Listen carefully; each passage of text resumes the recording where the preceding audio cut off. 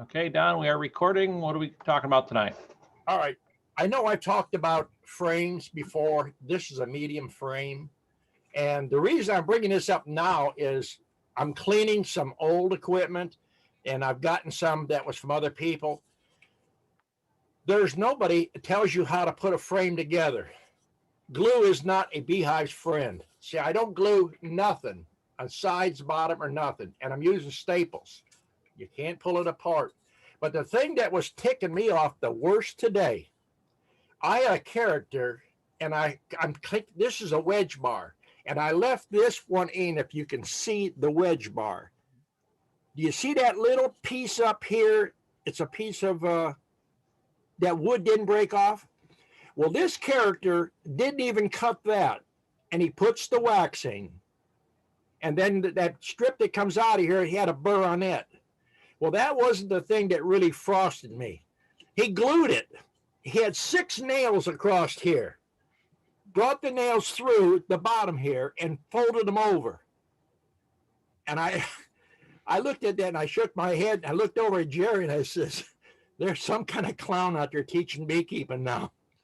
And I have seen people put long nails in here. I've seen them put staples in, T50 staples, tile staples. But I thought I would just bring this up to show people.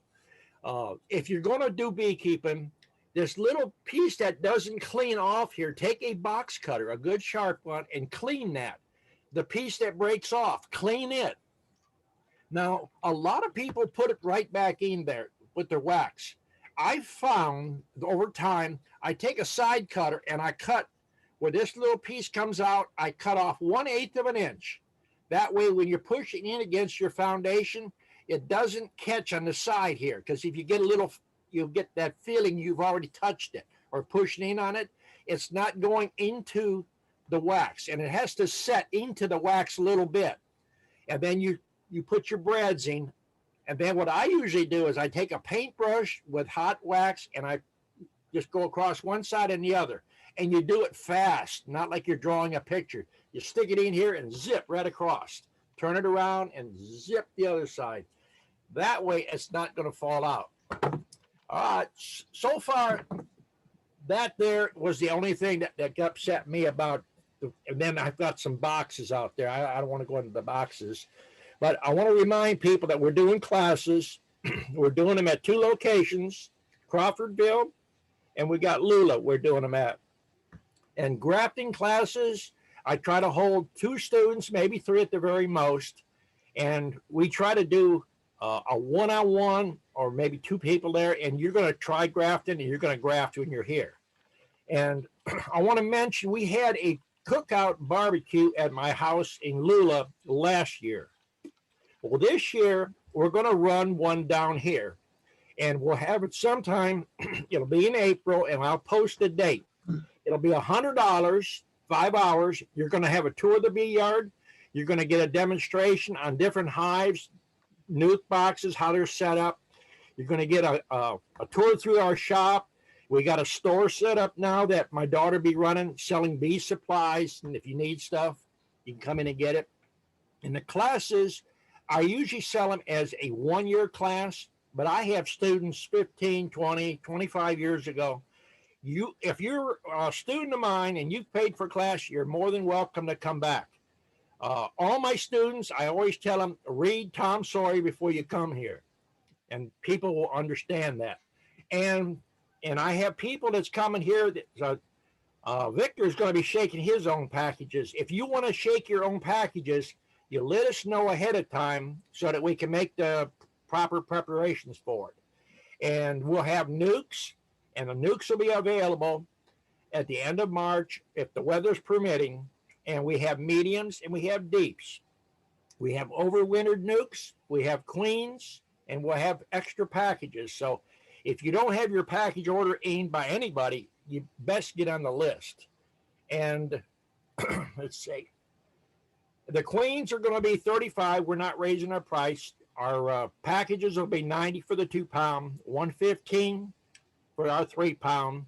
And if you got packages, you got Femis in the package in the past.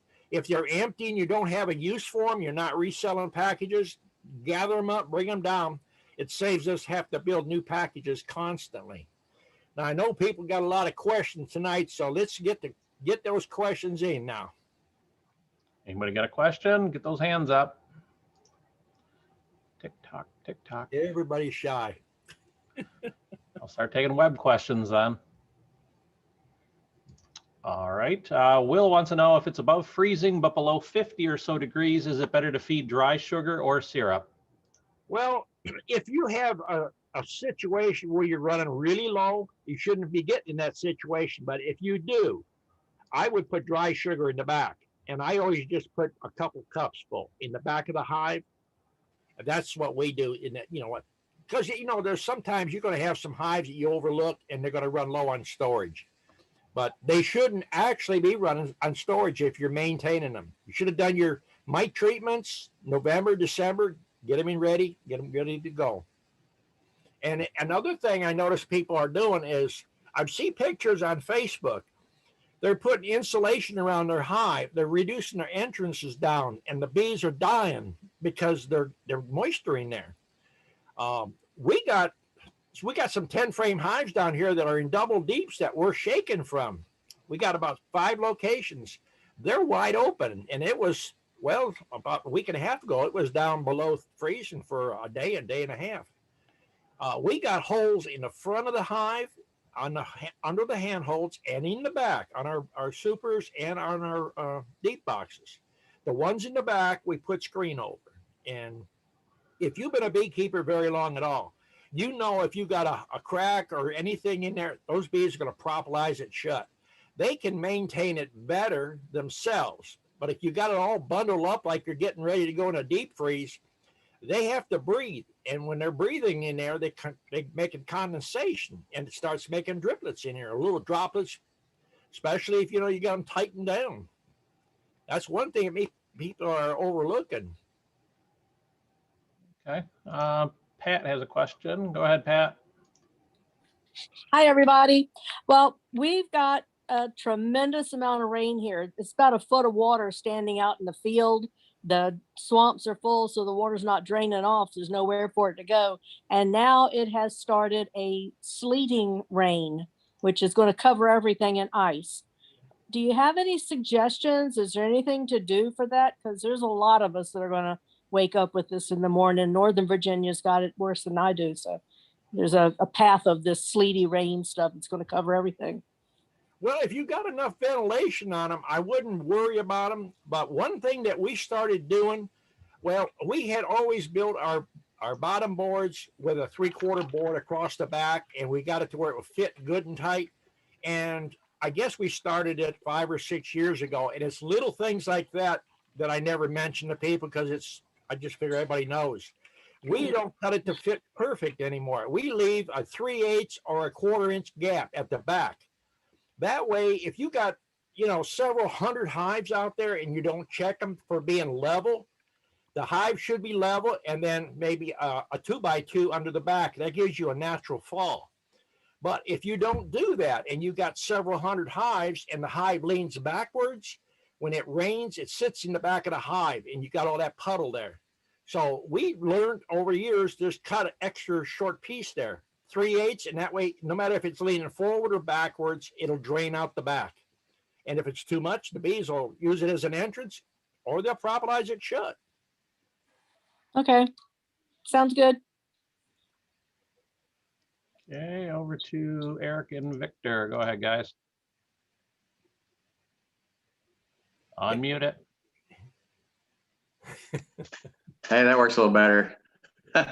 Hey guys, this is Eric and Victor, and we're going to be selling some overwintered nukes and stuff here in South Central Illinois. And we're going to have some of Don's packages we're going to bring up here as well. And we're going down to shake them. Victor said he wanted to shake every one himself, I think so.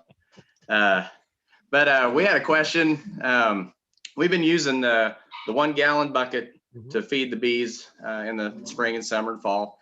And we've been using kind of a non-human consumption grade of sugar. So it has, floor sweepings, nuts and bolts occasionally, stuff like that in there. So it keeps getting the hole plugged up a lot. We it seems time consuming. I mean, every time we check it, we make sure it's dripping. If not, we got our safety pin on our bee suit, like Don said to have, and pick it open. But it seems like it's just dirty enough to where we're just fighting it. And this, especially on the stronger boxes with plenty of bees in there, we're looking at maybe doing the one we've seen, videos with other guys with the that mesh screen in the center of that lid. If you guys have messed with that much, we're just thinking it gives them more options. I mean, they could have several of those plug up before we ever. There is a plug out there that has a screen or a mesh on it. Is that the one you're talking about? Yeah, I think so. Well, what we found out, if you're having a problem with that one hole, you're going to have 10 times the problem with that because it's a fine mesh. Okay. So the only thing you can do, it's more time consuming, but you have to weigh. If you're getting free sugar, you can put the time in it, is run it through a filter. Get you some cheesecloth over a 10 or 12-inch strainer, put it over your bucket and run it from one container into another. If you're mixing up in a tote, or if you're mixing up into like a 55-gallon barrel, then run it into 5-gallon buckets. Okay. That'll take the most of that debris out, keep your hole from plugging up. Yeah, we've got, the one thing that still always works awesome is your no ground hive top feeder. Right. We use those a lot on our packages. They can just take it so much faster. They draw out wax so much faster. It works really well, and we have no trouble with that. But yeah, we've kind of lost, since the COVID, a lot of these companies have changed their access, and we don't get what we used to. So we'll be looking for maybe even doing the high fructose corn syrup or something late this year, next year.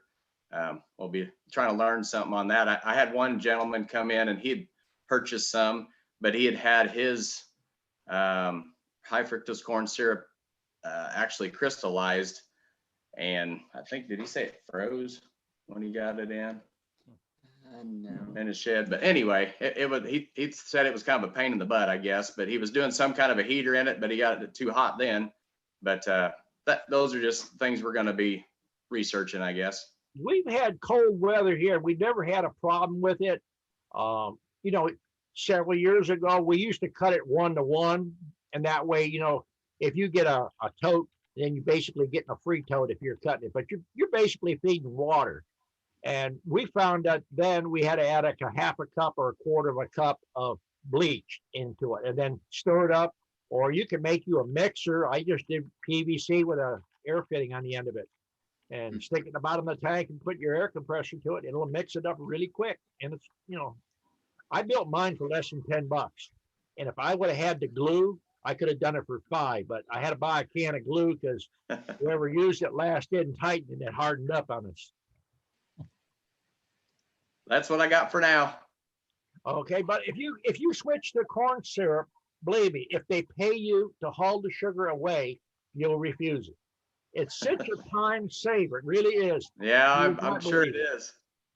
And then you can mix your honeybee healthy with it, or you can mix brood builder to it. And, we springtime or early spring when we build up, we mix the pollen substitute with it.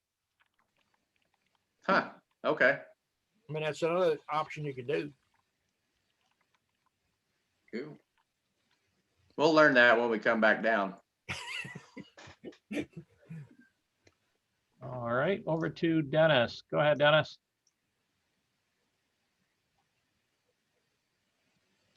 All right, can you hear me? Yep. There you go. Yeah, it's cold here. 1 degree could be 30 degrees by morning below zero.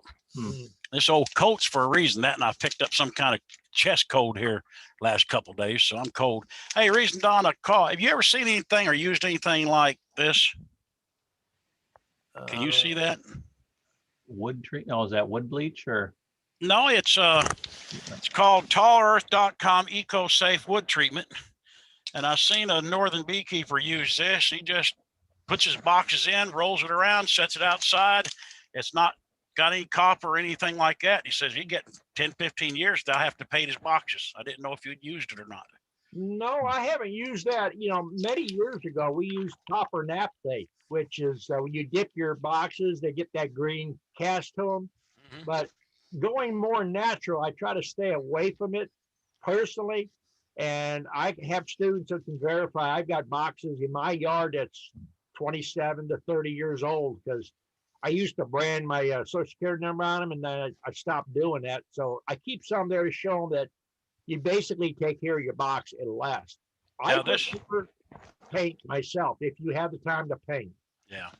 Well, this here has no copper in it. It's all natural, non-toxic. I just figured, well, I didn't know if you'd used it before. It's environmentally friendly. It's got all the cliches, Yeah. but they said what is the main purpose of you wanting to do it, or their Time. sales pitches?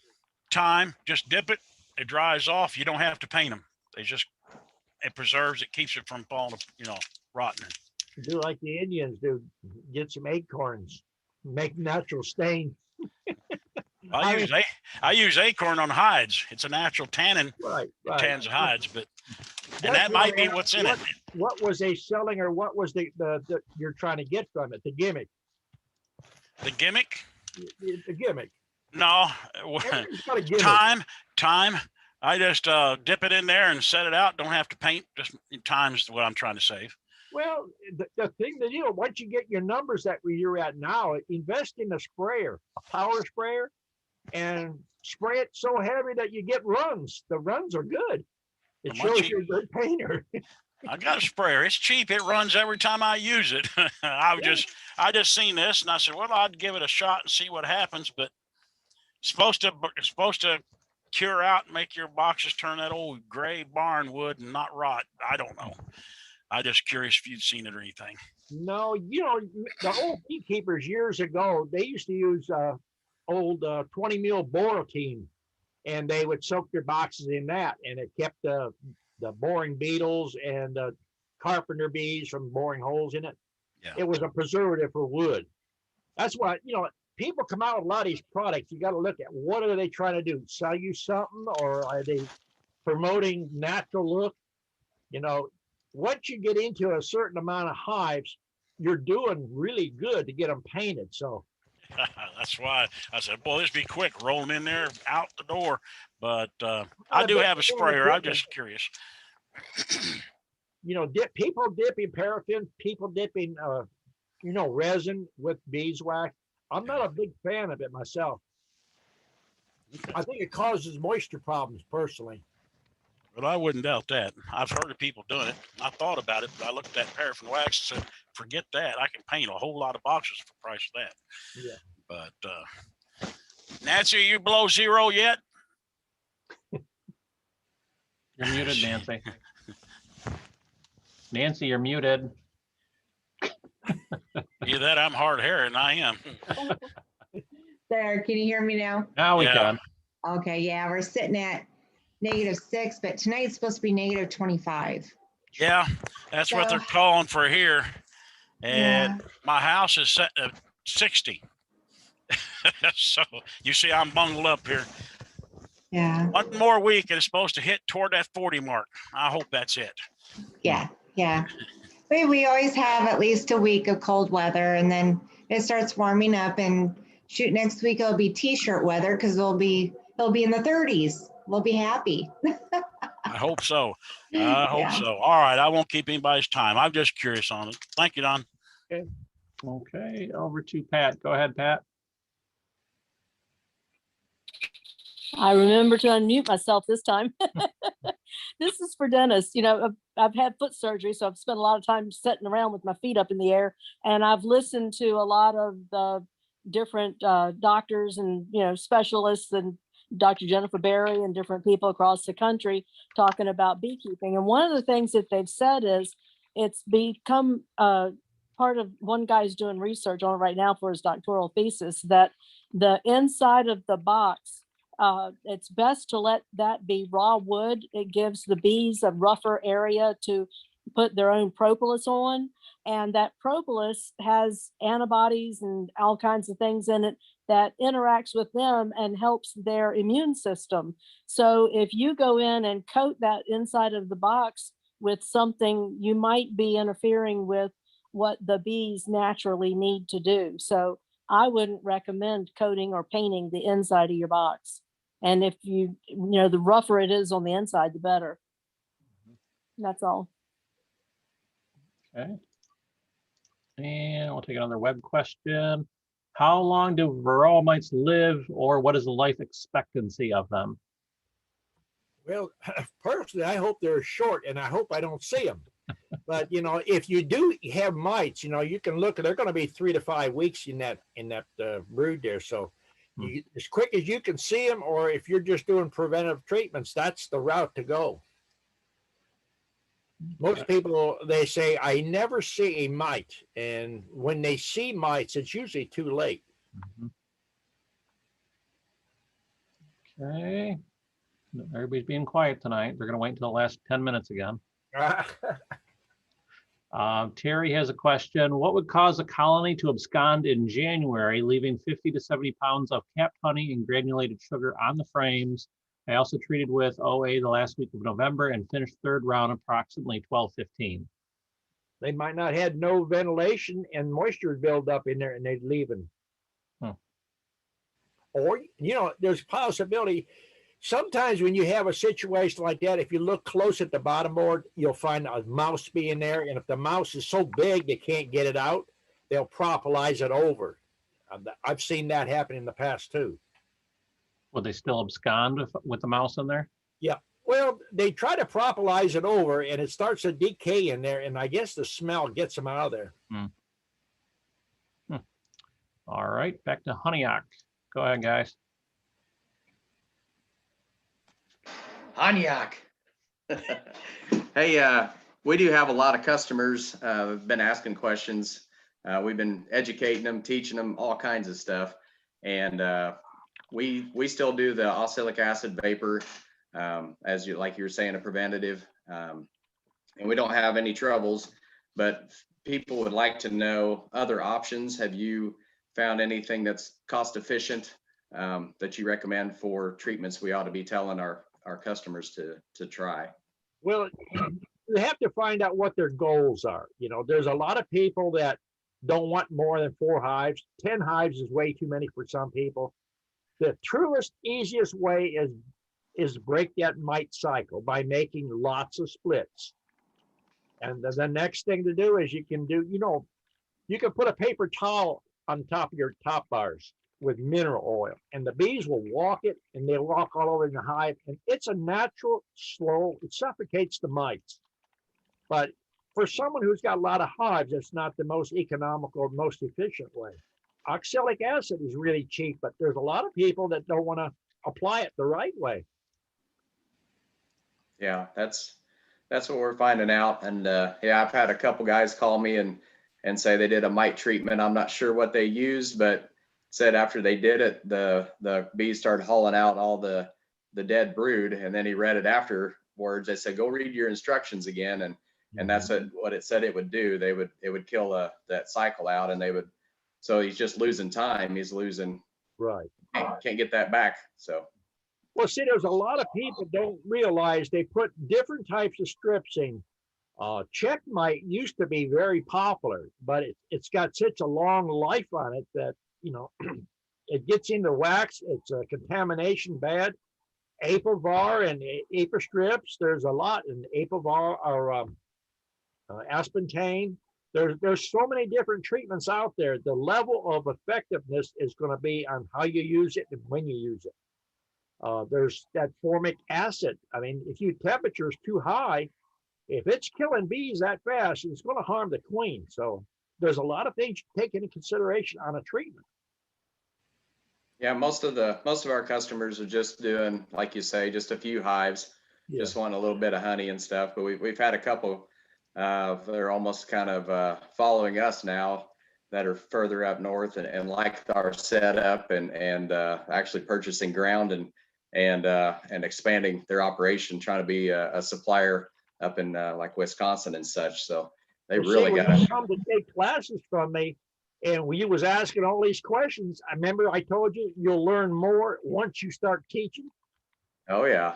It starts coming back to you then. Yeah, we were hoping to do some teaching, but Illinois is definitely it's a little more difficult, I guess, so far as the COVID stuff and trying to get people in here and having a group like we wanted to do. We've been just teaching hands-on when people come here to buy nukes off of us, and we take them through their box. Most people show up, can't believe we're taking them through the box to show them everything like you taught us. And we take the time, and they say, we go places and they just hand us a box and take our money and say, we ain't got time for that. And then thank you and have a nice day. And these people have never seen their queen before. They can't believe, they get so excited to see all that stuff here. So it's a lot of fun. Oh yeah. That's how you build a good customer base too. Yeah. All right. Thank you. Thanks. And over to Pat. Go ahead, Pat. Well, there's a lot of chemical-free ways to treat your bees, but I don't tell other people what I do because you have to decide how you're going to treat your bees and be very dedicated to it. And a lot of people hear half of what you tell them and then just put together and make up what they want to do. So be real careful as to telling people anything other than the plan that you're already following. Don't give them the other options. Let them do their own research for that. It covers you a little bit better on the backside to make sure that, you know, one of the things that I do repeatedly throughout the season is powdered sugar dusting. And I'll get somebody call me and say, well, you know, I put powdered sugar on them in November, but they're dead. Well, did you do it the rest of the year? Well, no, I just did it in November because somebody said that's when you treat for mites. Well, no matter what you use, what kind of chemical or anything, you have to use it regularly to be effective. And so people don't really hear what you say most of the time. So you kind of have to be careful about that part of teaching. Make sure that they're understanding. Have them come over when you do your oxalic acid treatment and just observe or help so that they can see how it's done. Yeah. If you're doing outside in the field day, that's pretty easy to do without too much up close interaction. You can keep 6 feet. People can wear the mask under their bee suit or the jacket or whatever. That's all. Okay. And no questions. We're gonna have to start calling on people. Todd, you haven't complained about the weather yet. No, I'm pretty satisfied with the weather right now. What's your weather right now? I think it was 61 today. I think everybody from Colorado East is jealous right now. Yeah. I don't have any questions. My brain's too full. I got to start forgetting stuff before I can ask some more questions. Just make stuff up. It's all right. I can't even do that today. I don't know. All right. I'm kind of on a chill mode, I guess. Okay. I'll get something though. All right. Over to Jay. Go ahead, Jay. Hear me? Yep. I'll complain about the weather. We're supposed to have 0 degrees here in Texas in a couple of days. Well, good luck. 5 or 6 inches of snow at least. Wow. So that's a lot here. I know it's nothing up there in New York, but we're having to learn it. Oh, no, I've got my hives looking pretty good. I'm just gonna have some issues when I go to try to do my splits. I'm gonna have to get a little help in to help me with it. But other than that, we're gonna do good. I had rotator cuff surgery the other day. Oh. I don't guess I have a question. I just wanted to comment about the weather. Okay. Thank you, sir. All right. Come on. Now, people, this is the time, you know, if you got halfway decent weather, you should be making plans to make these splits. We've already set, you know, our first, this will be our second graft we put on. So even if the weather turns cold on you, this is money in the bank. So right now we're looking at making 300 splits in the next 5 days. So if you're going to sell bees, you can't wait for good weather all the time. Like it's been raining here for 2 days solid. Our fields are full of water. I've been out. If you're going to sell bees, you got to realize it's like the mail, rain or shine, it goes through. If you got orders, you can't just let them pile up. I've been in the rain before many a times catching queens. So now is when it's like planting a garden. Put the seeds in the ground, get those cells started. And if you got old comb, now's a good time to start rotating it out. That's what we're doing on 1 yard. We got 250 hives in 1 yard, and we're pulling 3 frames out of each of the doubles there to put fresh combing so they have a good place to lay plenty of workers. And that old comb goes into nukes to build nukes up. And then as that brooding there hatches out, it goes into a junk box. So we made 2 free setups right there. And a lot of people don't understand the purpose of a good junk box in a beehive. It's put all your junk stuff in there and you end up getting queen cells you can cut. It's just like money in the bank. Unless you're a student and been here, and I tell you about a junk box in your bee yard, you think I'm crazy. I've been drinking too much. All right, Billy has a question. Go ahead, Billy. Hey, Don, it's interesting you hit on that, the grafting that you did. I saw you posted on Facebook where you grafted some queens already. Have you already got drones there in Georgia to make those, or are you going to have to bank them? No. We don't bank none of it. We got drones right now. That's what, I just got done saying. We're going through and culling frames out. A lot of the frames we got is got drone comb in it now. So we're moving it to make nukes, and then we'll change that out to new foundation. If you want to be successful selling packages, every square inch of that frame has to produce. And if you've got 2 or 3 square inches in one corner, it's full of honey, it's losing your money. So you want worker cells, and you want workers in all them things. Workers is what you sell. Yeah, I did put some green cone in a few hives a couple of weeks ago and try to get them to draw some drones out, but all they did was put honey in it or sugar water. Yeah. So that was all I had. Thanks. Okay, over to Melissa. Go ahead, Melissa. Hey, everybody. Just wanted to remind you that I'll be selling Don's stock, taking a trip from Georgia up through Tennessee, Kentucky, Indiana, and back to Illinois. I'm also teaching classes, and I'll have packages and nukes and queens. Go to my website, gsbees.com. Thank you. You better make sure you get your deposits in. And make sure you establish good dates on that when you're taking orders for people now.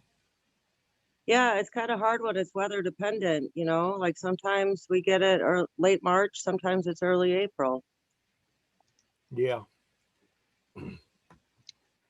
I'll let you. Nope. All right, over to Matt. Go ahead, Matt. Unmute, Matt.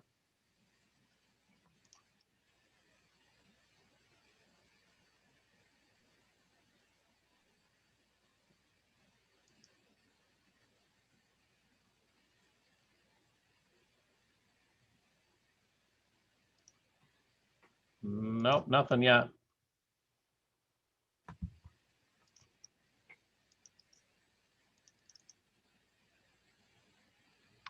All right. I guess we'll wait for see if Matt finds it. Anyone else? Get those hands up. If you're selling bees, don't think that this COVID is going to stop people from buying bees. The orders will just come in a little bit later than they normally do, because I've noticed that in the as far as order percentages, we're probably down about 40% of what we normally have. But we're pretty well booked solid right now in our March orders and up into our April orders. Now, where the weather is, the weather's crazy. If we start getting people that call and say, hey, we got snow on the ground, postpone our pickup for 2 weeks, then we have slots for other people to get in. So if you're buying bees, that's something to keep in mind. If you're selling bees, that's another thing to keep in mind. Be negotiable on them dates for pickups. Okay, Pat. Yeah, this was for the guy that was asking about drones. Bee clubs and small-time beekeepers have put out some bad information that says that they kick out all the drones first cold night. And so people believe that there are no drones anywhere in their bee yard in the middle of the winter. A healthy hive will always have drones present. Yes, they do kick out a huge amount in the fall, because why feed something that doesn't do anything for you? But they would never kick out all of them, because that would not be able to perpetuate the species if there were no boys to, make babies. So you have drones present. So you just need to move forward under the assumption that if you have drones, the feral hives and your neighbors' hives are going to have drones available to mate with your queens. It's highly unlikely that you wouldn't get as good of a mating ability probably as you would a little later in spring, when there are definitely more drones present, but there would still be enough drones there to mate with your queens. That's all. Jeff, you have a question? You hear me? Yep. Oh, great. It's been so long since I worked the buttons on this one. I got a new laptop, so I'm still, the Zoom seems to be different on this one. Believe it or not, here in Northern Maine, we don't have a bee association or a bee club or anything, but it appears we might be pulling one together to include, there's a Amish community up here. So hopefully we'll find out a little bit more how they approach their bee rearing, if you like. I know they sell honey here locally, but I've never been to any of their yards. But I was curious if any had any experience with working with Amish on the beehives with their apiaries and that. We've sold bees to Amish and Mennonites. In the years past, we have had students buy a lot of lumber from Amish people.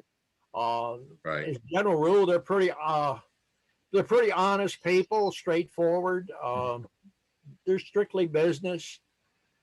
Right. As far as in depth, some of them don't know a lot about bees.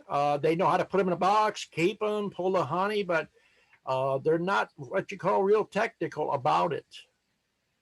I mean, they have the same problems we have, but they don't know how to address them. Right. Yeah, I'll be curious. I mean, I imagine they're overwintering. If they do overwinter here, they keep them in their barns somehow. But we'll find out. Well, bee clubs are good for association because people know that you got bees, you got queens. I don't know if a lot of people has already watched some of the stuff that's up on Facebook, but we have a fellow here now who's learning a commercial operation. He comes daily, every day, and he's from South Africa. And the problem down there is most bees that they do get are Africanized bees, and there are swarms. And so he's going to set him an operation up down there to sell nukes and queens and bees that you can work. Down there, there's just nobody has no skills with raising the bees down there. And then the next thing is there's no wood. Everything has to be imported. So it's quite interesting. You might watch for some of his posts. He's been taking classes, like I say, every day. He's learned how to make wax, learn how to build stuff, and run different machines and stuff. But it's totally amazing to me that I draw people from everywhere, teaching what everybody should actually know. I'm not teaching high-tech anything. It's common sense beekeeping. Right. I'm surprised they wouldn't use those or explore using some of those plastic hives. Well, just like to see. Said, everything has to be imported, and it's at a price. Yeah. Oh, I believe it. Yeah.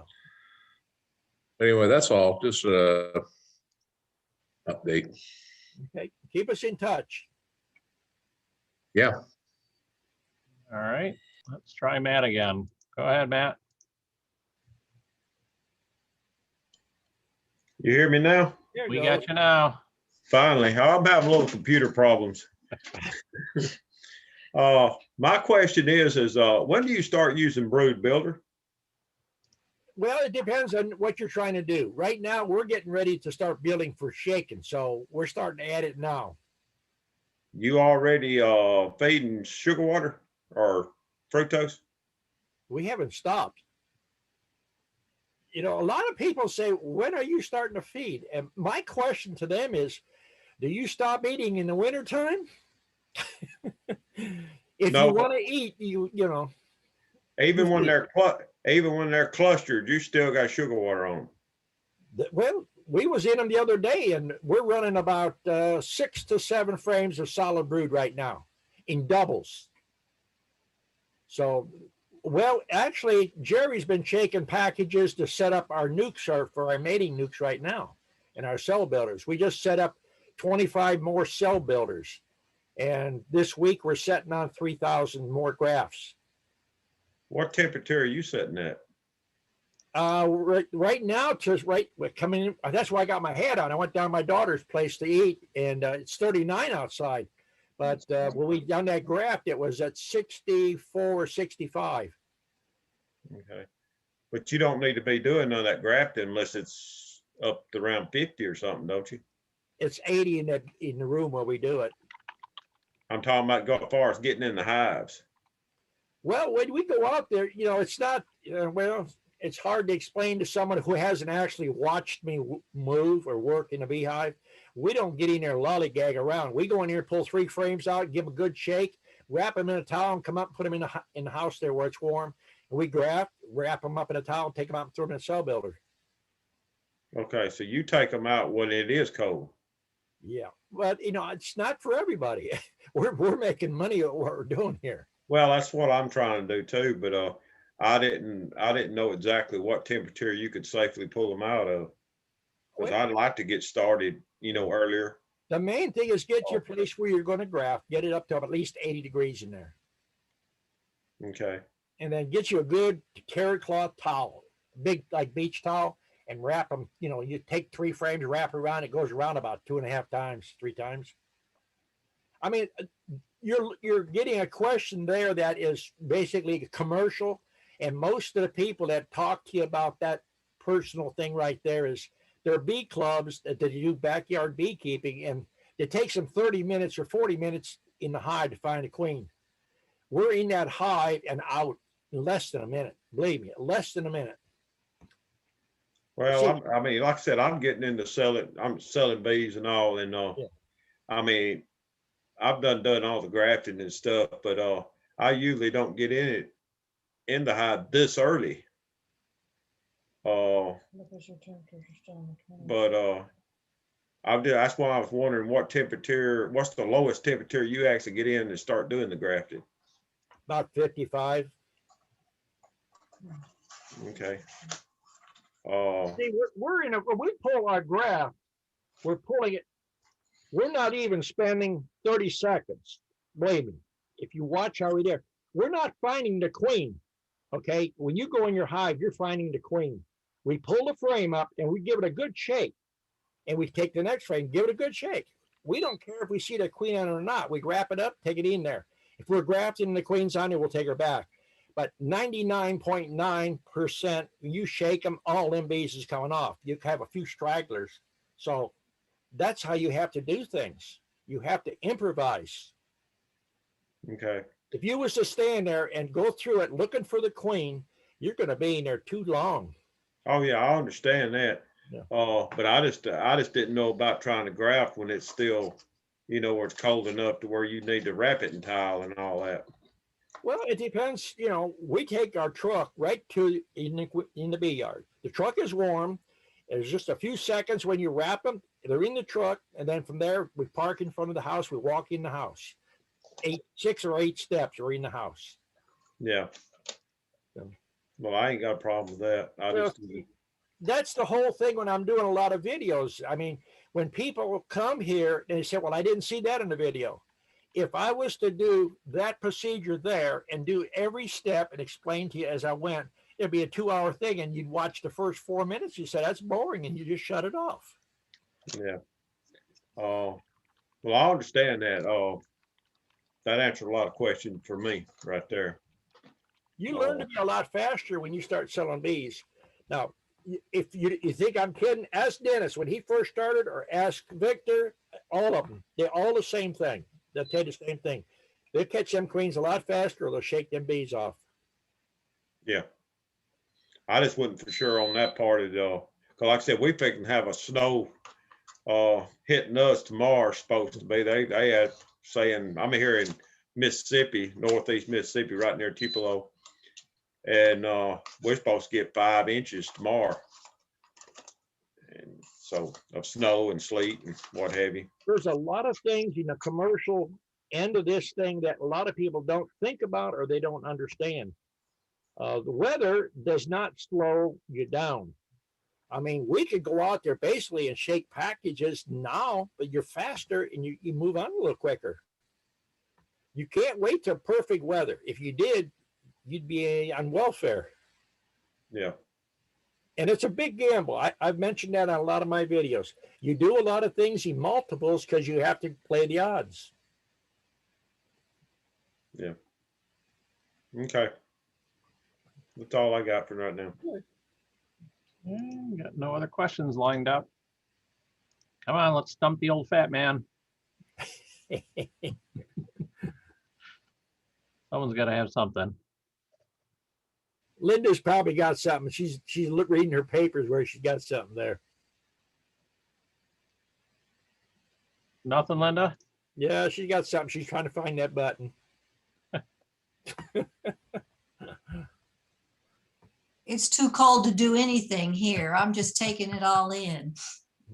Never too cold. We're at 6 degrees right now. It's supposed to be minus 15 tomorrow. Oh. You got your foundation already put in? My bees are sitting tight right now. They're doing okay. No, do you have your boxes with new foundation put in? I have new foundation. I haven't got the boxes ready yet. Uh-huh. See, there's always something to do. Yeah. I like your sign. Oh, thank you. Okay, looks like Dennis has a question. Go ahead, Dennis. Unmute. I was just gonna razz you because right now, if I shook a queen, it'd be dead before it hit a frame right now. I wish I was down in your area, or I'd die going out to them right now. It's too cold. I'd like to find, I can't do it right at the moment, but if time avails, somewhere, sometime have a winter yard. But I had to make it so much nicer. But I'm always a little behind up here. We're kind of a disadvantage up here because you guys are chugging them out long before we can ever get started. But oh well. No, I was going to razz you a little bit. Ain't no way I can get my frames out right now. They're glued so tight I wouldn't even. I got a student right there on the Florida-Georgia line. He's already been grafted in January. That would be nice.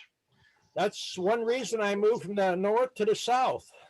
I mean, yeah. I got tired of shoveling snow. Now I shovel sugar. Well, I got to tie up a few loose ends. I got too many things that holds me here permanently, but it would be nice. I wouldn't want to do it for too many more years as far as moving back and forth, but it would be nice to get down south and get a jump start. Yeah, it makes a big difference. I'd probably kill myself. I'm having enough trouble keeping up with the boxes and the foundation and all your stuff now with this long winter. I wish I'd have recorded that when we first got on these chats and you said you had plenty of boxes. You're way ahead. Yeah, that was a foolish statement. I'll admit that. But, oh well, only one way to learn. There's a big difference between selling honey and raising bees. I didn't need near as much equipment.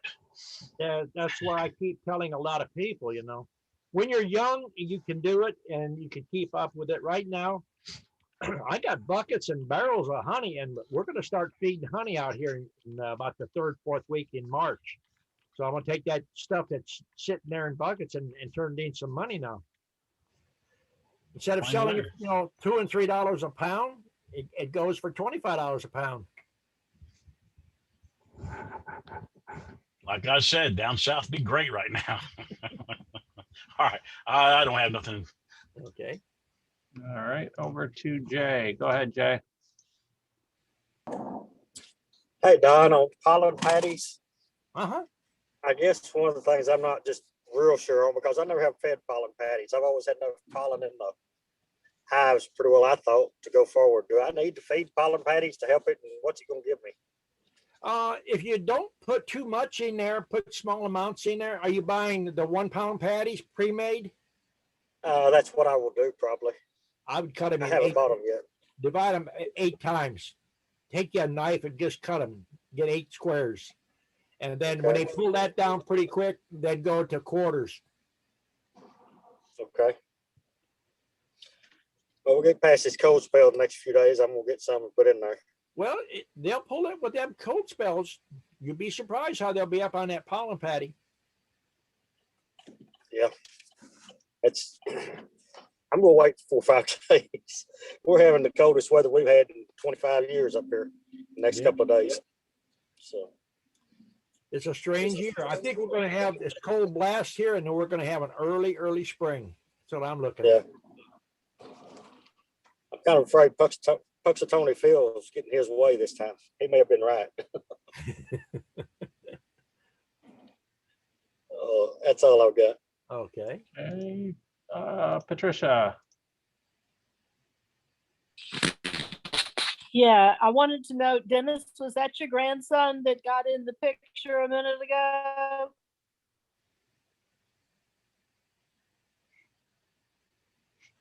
Now, my wife wouldn't want to hear it sound like she looked like my grandson.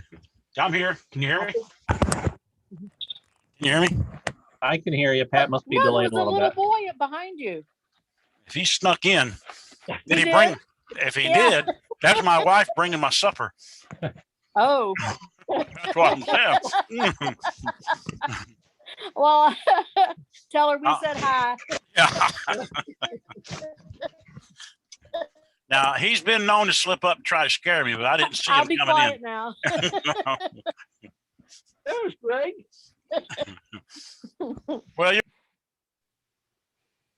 no, you muted again.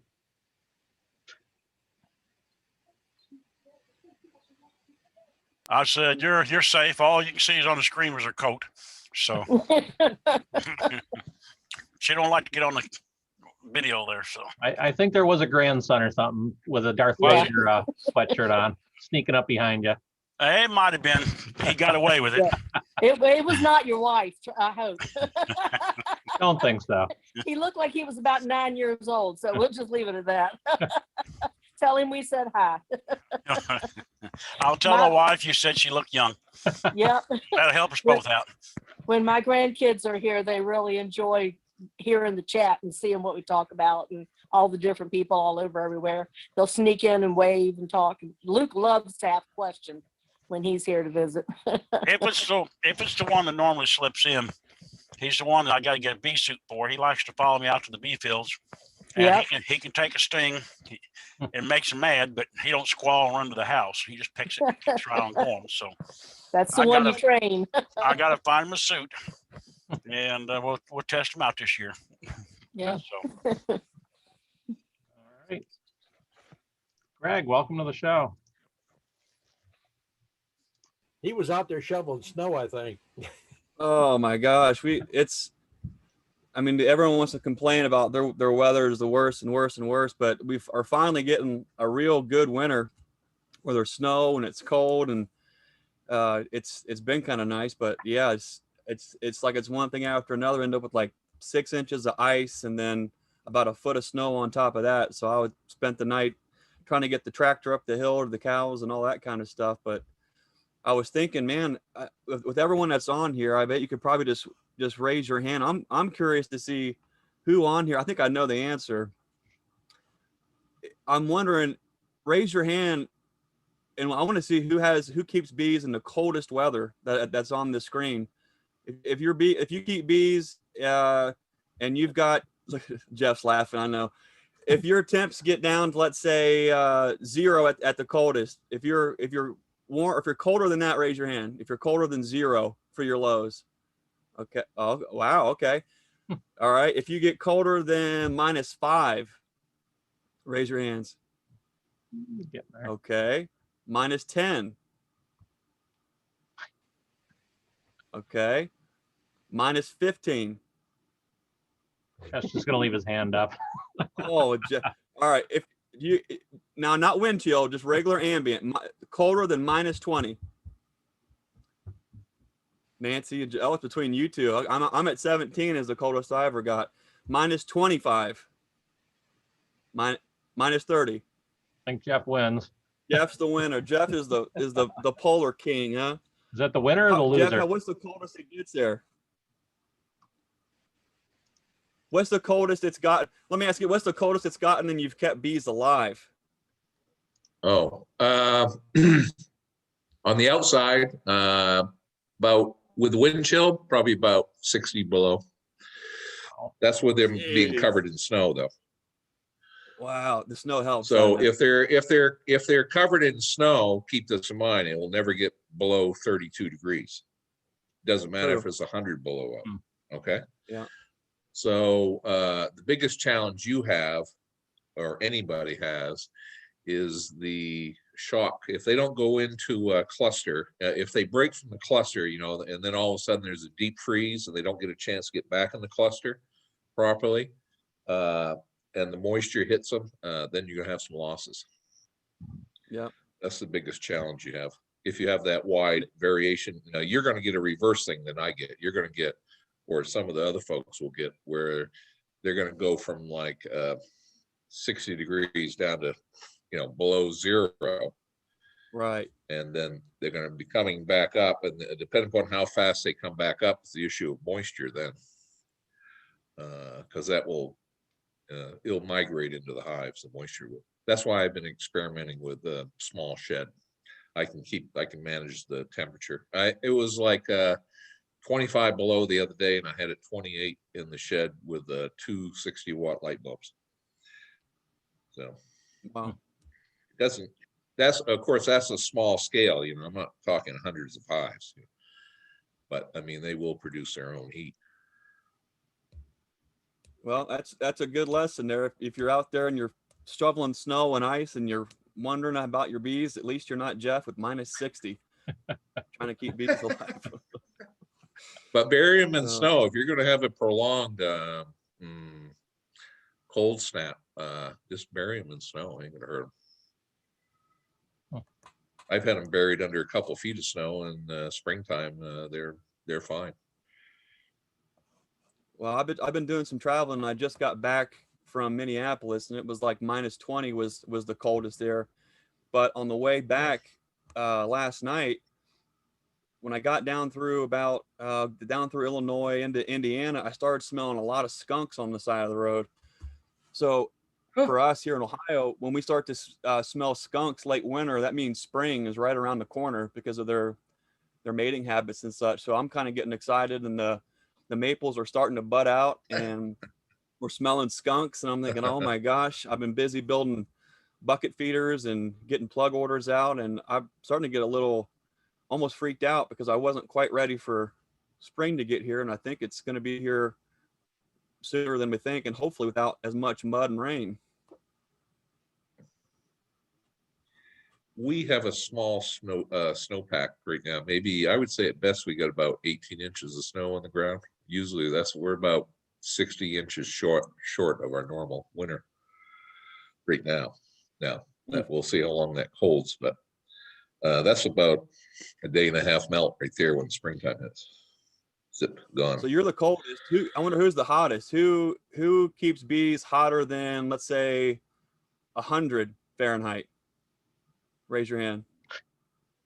Man, Dennis, where are you at? You're in like hell. That's like you're at the cold and the. What about hotter than 105 Fahrenheit and keep bees? No? Nobody? We can have the worst of both ends in any given year. Wow. Probably need to think about moving then. I've seen it hot in these bee yards in South Georgia where the honey had melted right out of the front of the hive. And I've seen it in Lula about 3-4 years ago, actually running out of the front of the hive. Oh my gosh. We've talked about that. But I've mentioned that before with Don, in my hives, my comb was, fall out and collapse. And I've got it pretty, I kind of watch it now, but it can turn. Where's Jay Gilmer at? He's got to be hotter than 105. This frame here, I'm revamping a lot of plastic, and we've got plastic. Oh, it's the white plastic, some of Pureco's early stuff, and then we got that yellow stuff that was, I forget what color, and we got the black from Acorn, and this is a medium. And what I'm doing is taking a deep frame of wax, and I'm making 5 strips. It makes 5 equal strips, and it gives you a good 2-inch piece of plastic here. And you put your wedge bar in, put the plastic in, and then once you get that done, then I take a paintbrush and I paint both sides, just the groove. I paint that plastic strip in there. Now, 2 inches is normally where the honey band is, and when it gets hot, it falls, or if you're shaking bees. And now, that's going to turn out to be a good thing now. I thought I'd mention that to people in warm areas, or if you got plastic, instead of just pitching it. I've been kind of revamping because I don't throw nothing away. If it's anything I can use for something else, I use it. But now, Hey, Don, if you're going to I cut got a wax question for you, Don. Okay. I keep having troubles with, and it's probably because maybe I'm the way I'm keeping my wax, but even if I happen to get a shipment of wax where it's early enough to where I can get it in my frames, a lot of times it sits out in the workshop and it gets cold and it might drop down 30, 20, late spring. It seems like the wax though never really softens back up, and it's brittle the rest. As soon as it hits that first hard freeze, it stays brittle. Do you normally see that too, or? Well, I don't keep my wax outside. I keep mine either in my basement or I keep it in beehives. So it's not a good idea to keep it outside, because when it gets cold, it gets so brittle. It's like ice stepping on it. It never warms back up, or it never gets soft and easy to work with when it warms up, does it?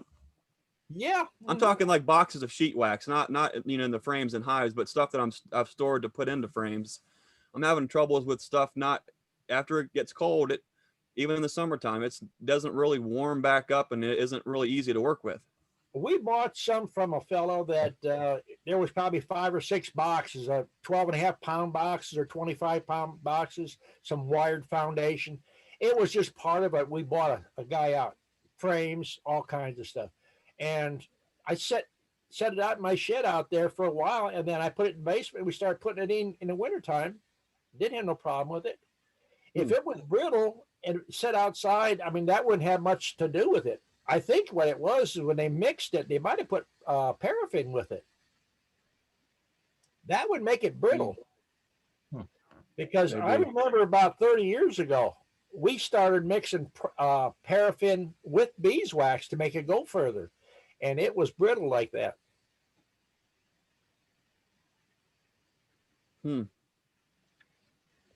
Well, I guess I'll have to do it, but what my wife said, and bring the wax inside and not leave it out in the workshop. I guess she's right again.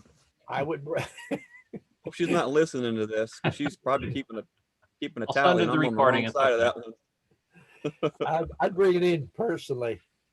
Yeah, okay, I'll do that. I think Jay wants to comment on the temperatures. Go ahead, Jay. Yeah, we'll hit 100 degrees about anywhere from 15 to 35 days a year. Then it'll jump up to 104, 105. I've seen it as high as 112. But if you got foundation, or if you got wax in there without a foundation in it, you sure got to be careful handling it. All right, thanks, Jay. And Pat. Yes, Greg, your wife is always right. That's a good rule for a happy marriage. Even when But she's also- wrong, it's right. That's right. Doesn't matter. She's always right. Right, Nancy? So, Don, I was thinking about your guy from South Africa and the lack of lumber and all that. He really might want to do some research on top bar hives, especially when he first gets there, as far as selling bees, because they can be made from anything. I've seen them made out of sunflower stalks with a piece of tin for the roof. And once he got established, they're easy to convert to Langstroth equipment. But it would get him up and selling bees quickly. And then once people got established and he had his equipment in place and everything, might give him a quick startup for income. Top bar hives are really easy to run. We talked Go ahead. about I'm it, sorry. but the thing is, if you've ever watched National Geographic and you see the women with a big bundle of stuff on their head, if there's anything that's growing the size of your thumb or your wrist, it's cut into firewood. Yeah. They heat with it, they cook with it. So he has decided that he can get a container of wood from Turkey, even if it's more expensive, and ship these up. We talked about plastic, and plastic nukes, they run about $10 a piece, plus the tariff fee coming in. Everything is. I would tell him. Everything is so expensive there. Yeah, I would tell him to contact the port where his containers are going to come into and find out the rules and who gets what and if he has to pay a bribe or whatever. Because a lot of times you ship stuff in and it never shows up. We shipped a generator down there to a missionary and it took him almost a year to get it. It was there. They just were, they wanted some extra money on the port end. The men in the unloading there, they just wanted a little extra. So he might want to go ahead and make his contacts on that end before he puts too much dependence in shipping stuff in there. Well, he's got money. His wife is a doctor, gynecologist or something. They make good money. But he's done a lot of research. I mean, we don't just do bees when he's there. I mean, he talks a lot of stuff. Oh, yeah. He's taking notes. A lot of my students take notes when they come down here, and got a lot of good ideas. ideas to take back. But top bars was brought up. You're liquid gold when it's hanging around you. Metal is even hard for lids, anything. Right. Yeah. Well, that's why I thought about top bar hives, because that's when they got a resurgence down there. Was they burn up all the trees? They're using the little twigs for firewood, but you can usually find a little bit of scrap, this and that, and a piece of tin for a roof. And so Peace Corps workers were, putting them out because over there, either it has to be crystallized or it has to have comb in it, or nobody will buy it, the honey, because they don't trust that it's real honey. They think it might be, diluted or whatever. So it's all kinds. Europe and other countries have such weird thoughts about things that we don't even think about. Well, see, bees he says they're at a premium over there because the only way to get bees is a swarm. And very few people collect the swarms because they don't have the protection to handle them. They don't have things to put them in. So he's going to sell bees and queens and probably nukes over there too. But honey is one of their main flows or ways of cash. Honey goes extremely high over there. Oh yeah, like yeah. More than here. Yeah, yeah. If it's real honey, it sells real good and has a good premium price on it. He ought to see if he can get Americans to sponsor a beekeeper, buy their suit and help them get set up and stuff. Instead of we have people here.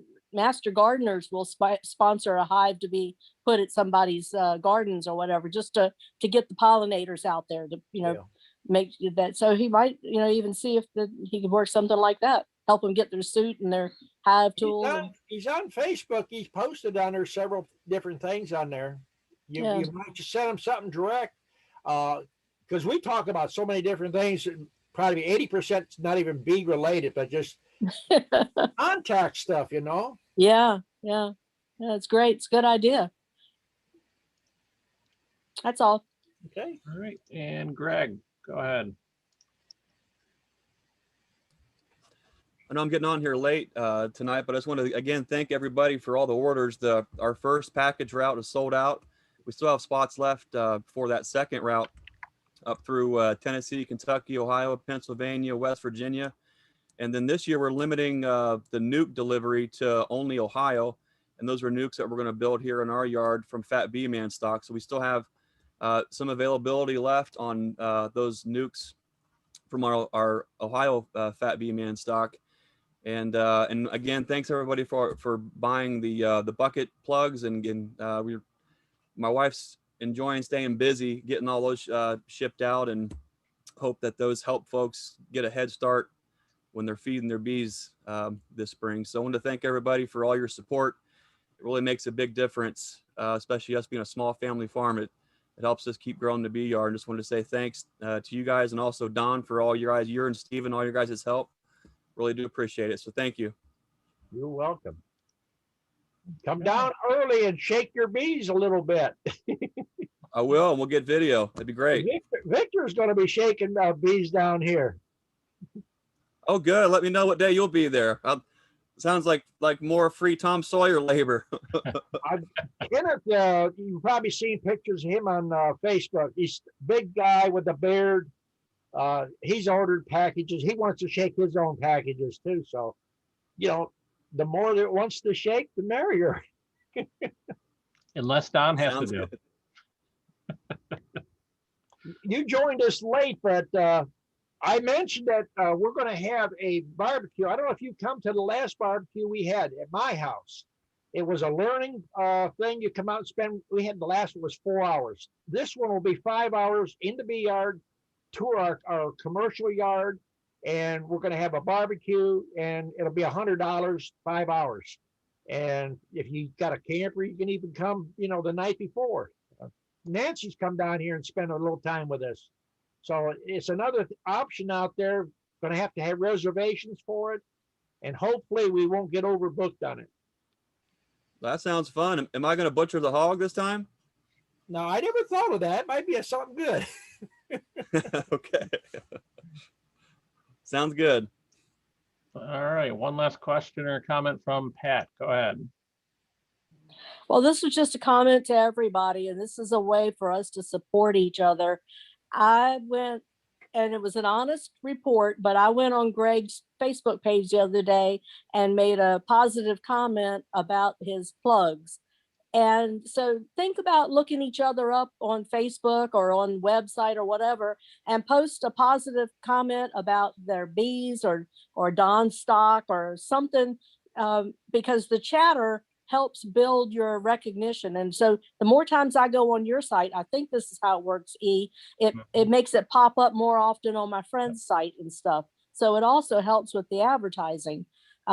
So, look each other up online and post comments and ask a question. You don't have to, I like to talk and I like to run my mouth a lot, but I'm always willing to ask another beekeeper any kind of question, because you'll learn something. And it could just be, hey, should I be feeding 2 to 1 right now? And it gives Greg a chance to say, no, this is time of year that we do. So it makes it seem like he's teaching and helping. So somebody looking for bees might think, hey, that guy's really good. I'll look him up and see what he's got to sell. So it's just a comment to, support each other, look each other up online, talk to each other. We've visited back and forth with a couple of other beekeepers, and that always keeps it fun. If it's somebody that's in your area, call each other, keep in contact. Those contacts pay off later on when you need a 50-gallon barrel of sugar syrup and Greg's coming right on down the road. You can meet him, at one of the restaurants, buy him lunch, and you got a barrel of sugar syrup. So those things kind of work all together. And I just wanted to, make that comment. That's all. Well, we're running in over time, so we're going to call it quits for tonight. So thank you, Don. Thank you, everyone. We'll see you in 2 weeks. Stick around for the after chat if you'd like.